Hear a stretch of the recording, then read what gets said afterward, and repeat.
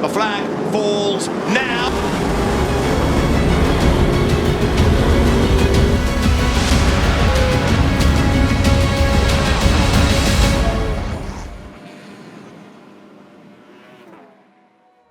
This is one of 2 E-types that were entered for the TT in '61.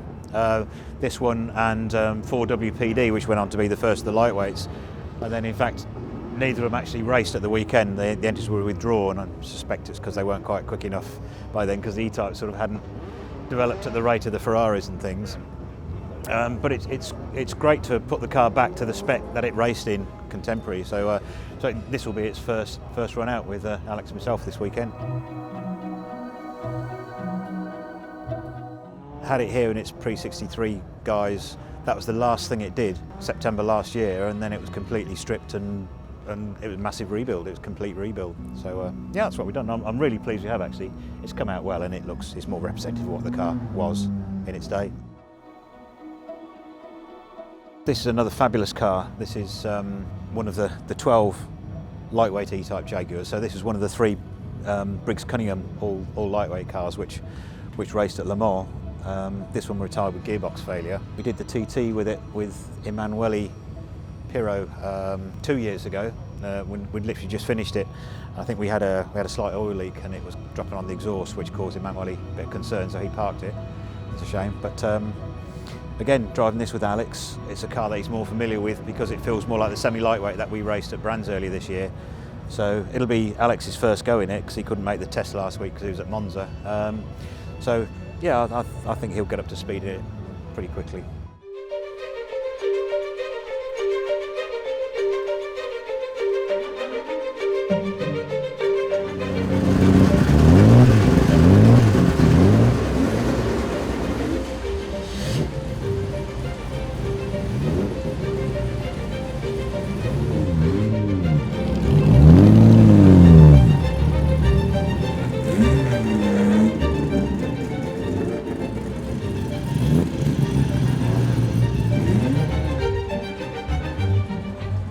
I have no idea how it's going to go. I think we should have a great car. Gary always puts together a great car, and it's lovely conditions this morning. Nice and chilly and cool, and all the things the motor's like. So really looking forward to being out around the circuit. We'll know when we first couple of laps when we got James Coskingham next door, who raced that car at Thruxton early this year and was quick immediately with it. So going out on track immediately behind him. So yeah, he's the benchmark really. So we'll know quite quickly if we're competitive or not.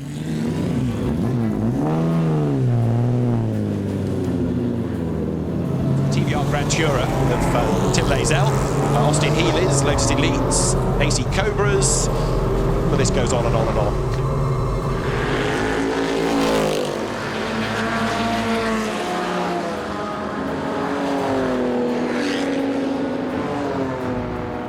Gary Pearson at the wheel of number 20 Jaguar E-type, next George Wicken car that he shares with Alex Brundle.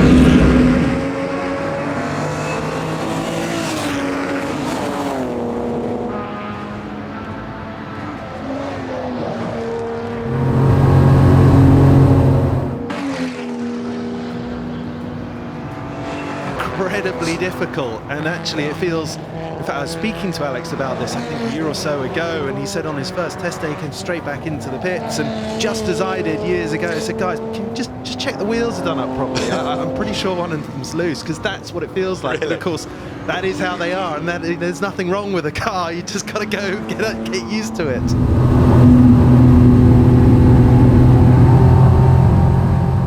But Alex Brundle then topping the times in the Gary Pearson shared Jaguar E-type. It's great, did a great job, didn't he? Yeah, especially as he got the Aston in the way as well. So yeah. Where did he finish in the end then? We're quickest, and his quickest lap, last one he pulled out was like 4/10, nearly half a second quicker than the field. So yeah, he's got his head around that really quickly. Alex, I'm pretty sure I can see a big smile under that mask. What a session. You seem to really take advantage of the improving track conditions. Yeah, it was getting better and better out there, but this thing is just a beast, eh? Just awesome bit of kit and really having fun. It's so much fun. I can't explain it, honestly. But everybody knows Gary puts together a great car, so all I have to do is connect the apexes. Thanks, guys. Back to you, David. How'd that go, Alex? We were good, yeah. We're fastest in that session, and the thing is just absolutely awesome. We had a tiny technical glitch in the middle, but I mean the car just performs incredibly well. So yeah, on to the next one. Time to win the race.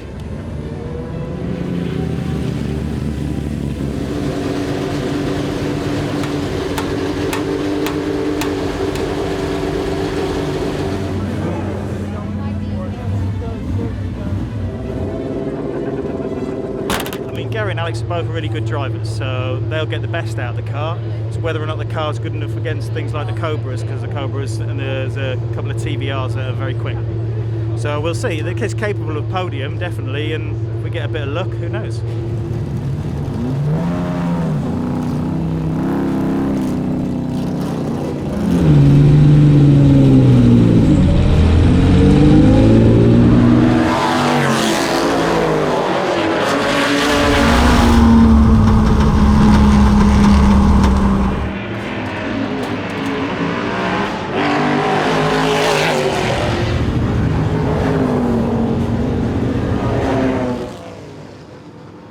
Replay here of number 4 E-type getting so sideways. That's the Gary Pearson but Alex Brundle driven, and now Alex Brundle spun car, and that's at Woodcote, and Alex, oh dear, finds something solid.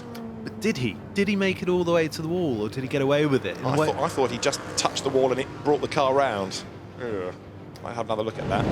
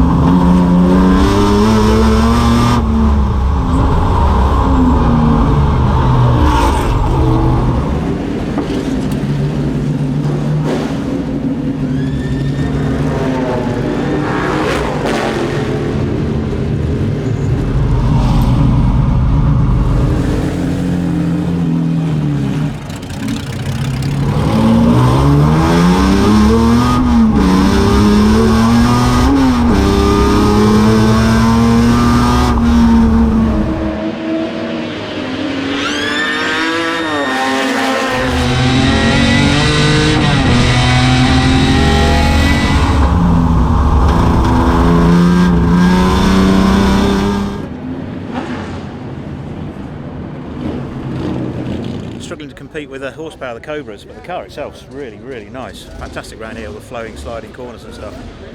But yeah, it's going to be difficult to compete with the V8s. Struggled a bit in that one, honestly. I'm a bit far away from everything, so I have to sort the cockpit out. But car's good, just driving it arm's length at the moment.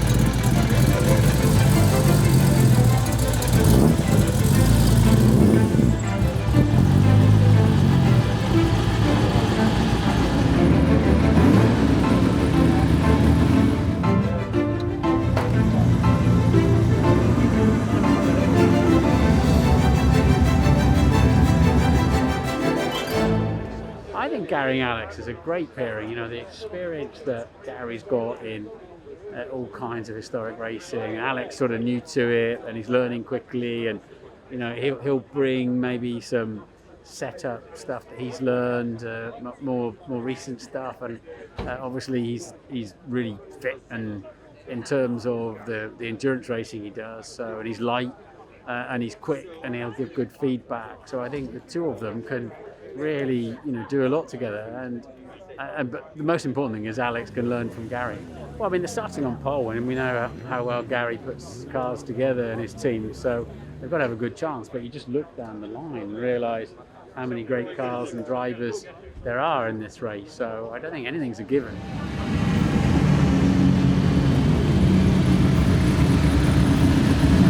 One more on, shall we? So the green flag at the back shows that everybody is back from the formation lap. All eyes now on the starter's flag as the Stirling Moss Memorial Trophy is going.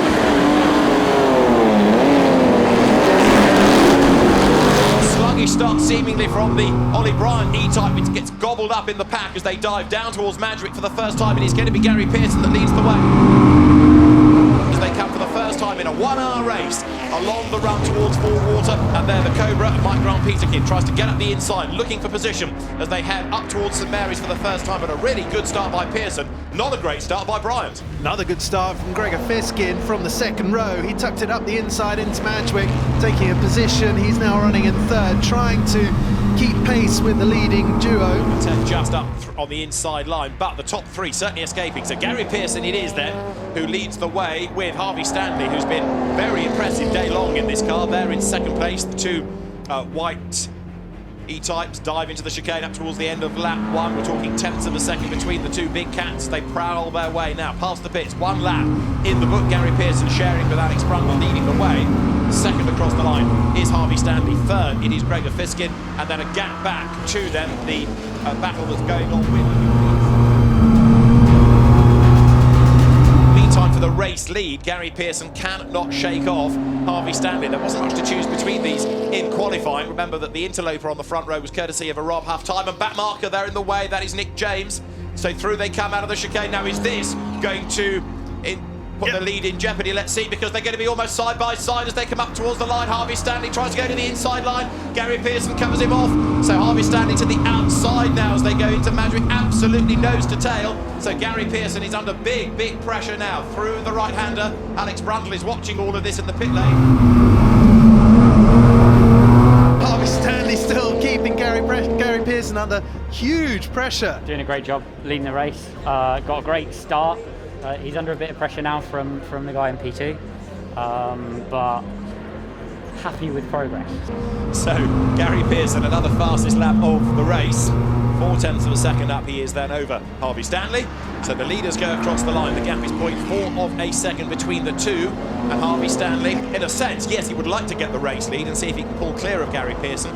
But as long as he can hand over the E-type to James Cottingham with this sort of a deficit to make up in the second stint, given that James is more experienced in historic racing terms than Alex Brundle.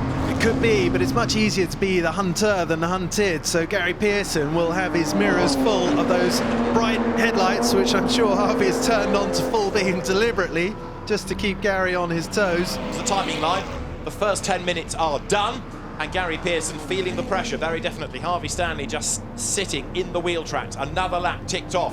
Gary Pearson still ahead of him, but only just as they come to the right-handed part, the first part of St Mary's now. This is lap 10. Well, the cards can fall either way, in your favour or against, when you're in second position, relying on the leader to punch the hole through the traffic. On the one hand, you hope that the traffic ahead impedes the leader, gives you a little chance to chuck it up the inside. Stanley now into the slipstream, closer than we've seen him yet. Having a look, Pearson goes defensive to the inside, Stanley to the outside.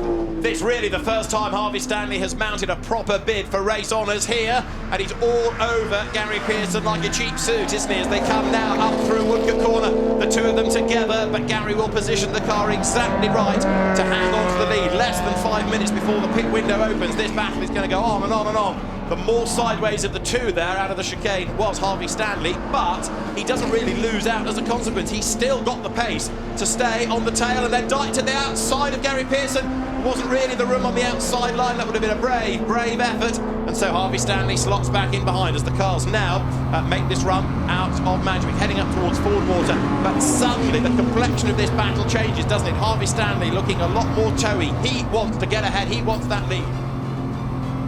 Still absolutely tied together. Now that gives you an idea of just how far ahead of the Oliver Bryant car they are, because they're at the end of the lap, as up the curb and onto the dirt. There goes Harvey Stanley. Yeah, he'd have lost some momentum. He'll have to check the throttle, lift out of it, gather the car up. Just went a little bit too wide on the throttle out of the chicane there. That's given Gary some breathing space into turn 1 at Madgwick. But how long for? Because he has to navigate his way past the traffic. Stanley will be tucking in behind, hoping to take advantage of Gary's hard work as he punches a hole through the back markers. So onto forward water they come. This is lap 13.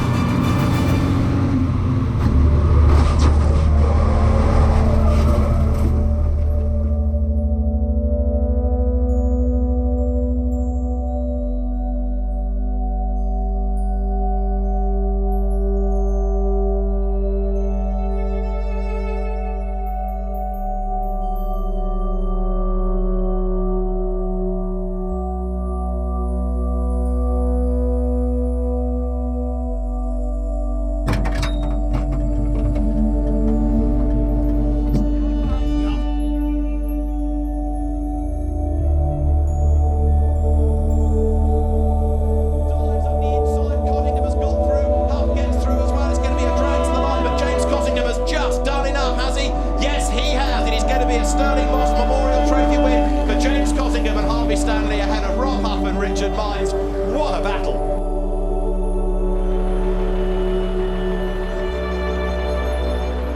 We're having a really good dice with Harvey in the other car.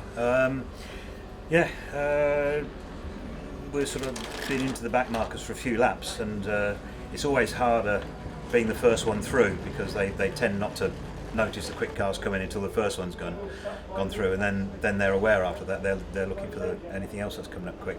But Martin Halusa in the short wheelbase, I felt so bad for him because Martin was, as we came out of Madgwick going through Fordwater, Martin he'd seen the lights. I got the headlights on the E-type, and Martin had seen those, talking to him afterwards, and he'd kept well away to the left a load of room, and David Clark in the Elite, he was just behind him, so he started to pass him from Fordwater into the first part of St Mary's, into the right-hander, and obviously was completely unaware that I was coming through on the inside. I'd committed to go down to the right-hand side of him, and as I started braking, he just kept coming across. So I got two wheels onto the grass, and he still kept coming across. And then at that point, you're just a passenger. You can't slow down any more than you're doing when you've got all the brakes hard on and two wheels on the grass. And then clipped the back of the Lotus.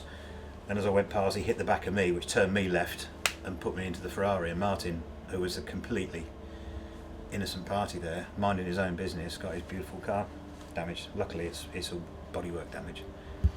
You're okay? I'm fine. Yeah, I was livid when I got out of the car because the E-type's very heavily damaged, but then so's the Elite. But that's racing. Yeah, you have good days, you have bad days. The TT's tomorrow then. TT's tomorrow. Yeah, hopefully we'll survive that one a bit better.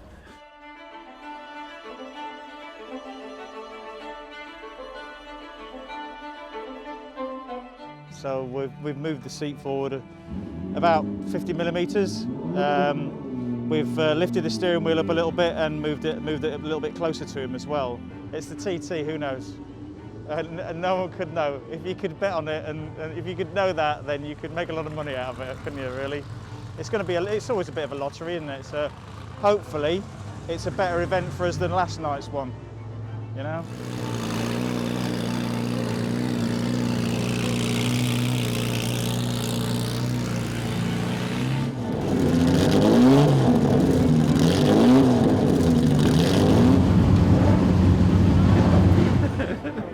It's a gamble, but it's, what we got to lose. I'm going to let the young one do all the work, and I'm just going to cruise around at the end and take all the glory. So late pit stop, is that the plan then? Yeah, that's the plan. We're going to go opposite to yesterday's plan, which obviously didn't work at all. So, yeah, because I obviously had plenty of time in yesterday's E-type, so it only seems fair that Alex gets the longest stint today. Yeah, we'll see how it shakes out. Obviously this is the big one for the whole weekend, and probably, I would say, arguably the most competitive race of the weekend.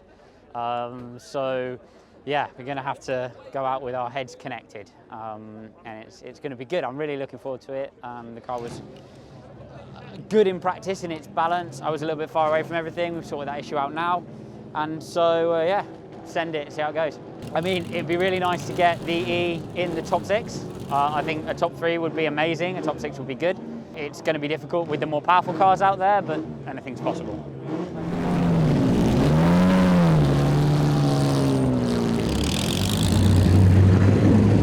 Yeah, so we're going to start in 11th, aren't we? 11th on the grid, which is the inside of the 5th row, so I'll probably just keep it on the inside all the way through Madgwick, and then we'll see where we end up on the way down to Fallswater and St Mary.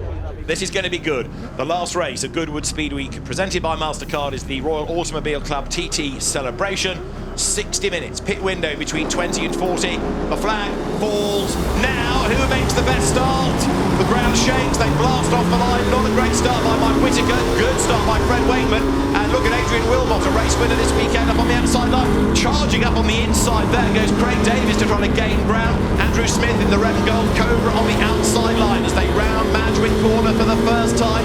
And now blast up to Fallswater. Look at Nicolas Menassion, the Vittorini is up into second. It is Wilmot who leads from the outside of row 1 and up into second.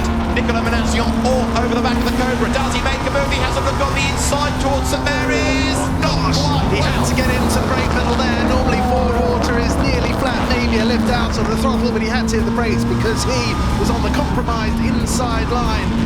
Far behind him, Fred Wakeman got off the line well initially, but then dropped back massively through the first few corners into, I think, 5th position.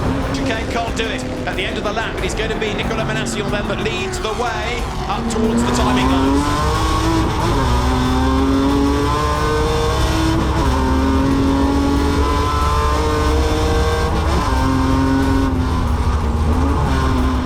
Stig Blomqvist goes round the outside and runs out of road and hooks a wheel onto the grass, and not even the 1984 World Rally champion can save that. That's a big hit and a big spin out of the tyres, and the safety car deployed. I was about to say that the Fred Wakeman Jaguar from pole position has fallen back into 8th place and was losing time, but the safety car will bring it back into the mix. So Alex had a great start.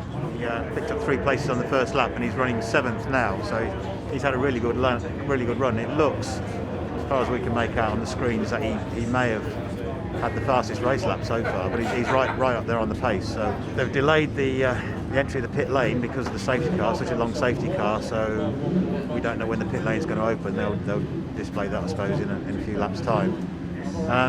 Yeah, we're just hoping to see if we can get a jump on a few more of the Cobras when the safety car comes in, hopefully the end of this lap. So that's going to be something to watch for a few laps. Like he's, you see on the big screen now, he's busy warming his tyres and things up, so he looks like he's ready for it. Mike Whittaker lags back so the safety car can get clear, and then he will accelerate away as he comes through the chicane. Now back onto the power, racing again at Goodwood. The RAC TT Celebration is back underway. Safety car peels in. Mike Whittaker storms over the timing line to lead. Car destabilising its poise into the first part of St Mary's. In has come Fred Wakeman, in has come Gregor Fiskin, and that is Nicolas Menassion, is it not, who is part of the Vittorini out of the race. He was second.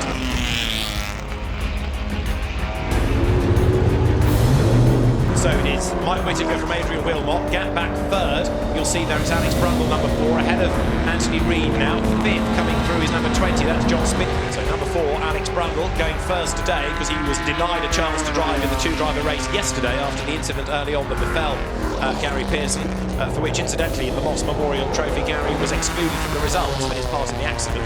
So he didn't just retire, he was excluded. There is number 4 then, drifting the car into Woodcote, out of the chicane, Mike Whittaker. And stunning rotation at the back end of that E-type from Alex Brundle, steering it on the throttle all the way through the last 2 corners of the lap, doing a cracking job. Now Brundle on the previous lap set the fastest lap of the race thus far, only 2/10 slower this time, so nice consistent lappery from Alex. I'll tell you what, he's adapted very well to historic racing, hasn't he? The 4 E-type, because it has yet to stop, has now picked up the race lead. Does Alex come in this time? Yes, he does. Well, a little bit of damage perhaps done to the Corvette that clipped the wall there.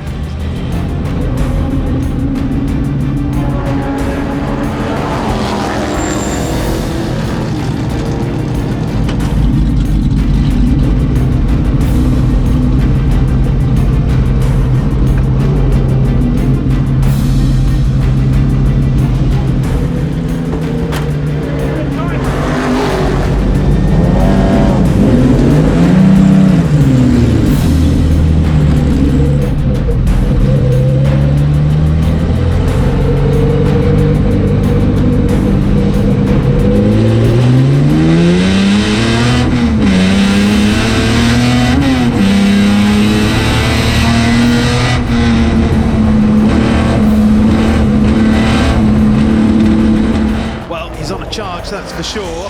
I wouldn't want to be Ollie Bryant with a mirror full of Lotterer in a Lister.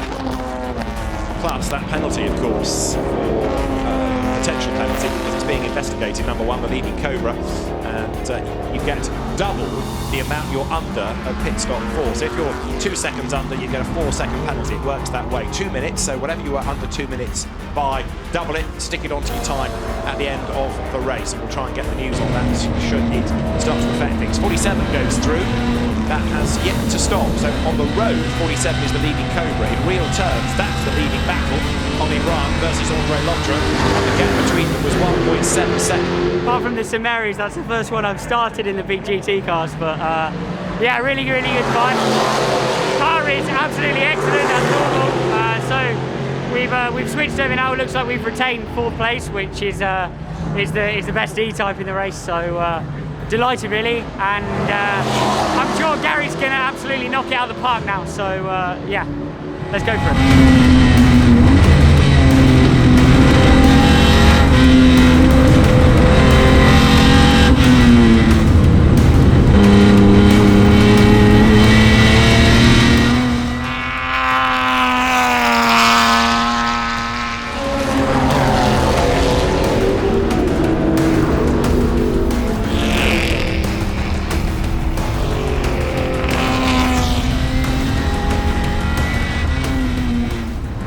Or so minutes to go. They're going to be starting to fade. That brake pedal will be going a little bit long. It's a very nervous feeling for the driver as you commit to your braking point, particularly the long, heavy stop down the end of the back straight. You really want to feel immediate retardation from a very firm brake pedal.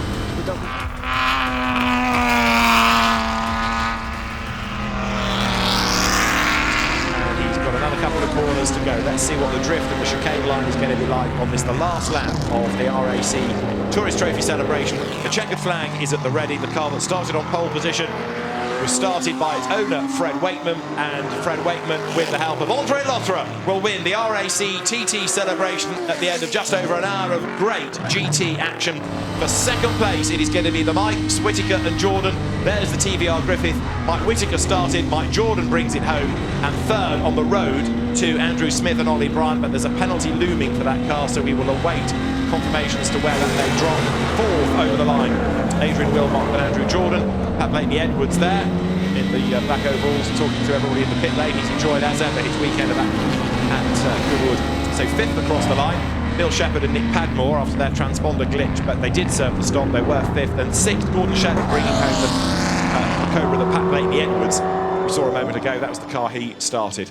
So we finished up P7, best E-type in the race, and all was well that ends well, I think. And Gary drove a great race, and so yeah, happy, and I had fun, which is the main thing. Well, that was fun, wasn't it? That was really good fun.